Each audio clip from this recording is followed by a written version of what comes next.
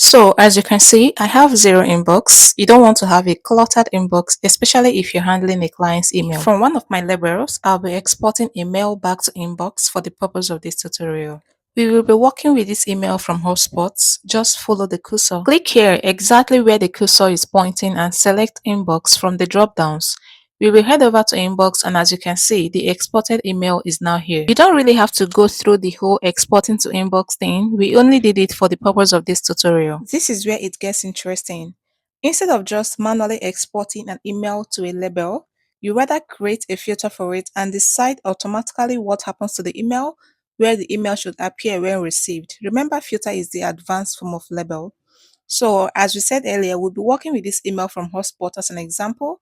What you want to do is, first of all, copy the email address. Click on settings, select see your settings, click on filter and blocked addresses, then create filter. We'll paste the email address that we earlier copied, but let's say we want this action to apply to every email from Hotspot. What we do is, we edit the address and leave only hotspot.com, but for now, we still want to be receiving other emails from HubSpot, but not from this particular address. So we paste the address we copied exactly as we copied it. As you can see, there are other commands like to, subject, has the words, doesn't have, size, has attachments, doesn't include chat.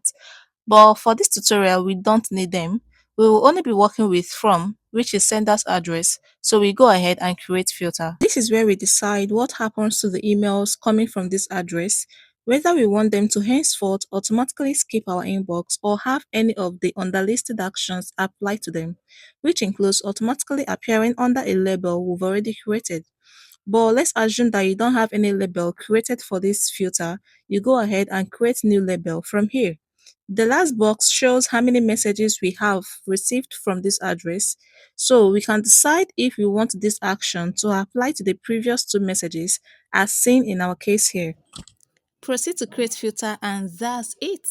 Henceforth, every email from this address automatically appears under HubSpot CRM. You can do that for the rest of your email or client's email so you don't have to always manually export to a label.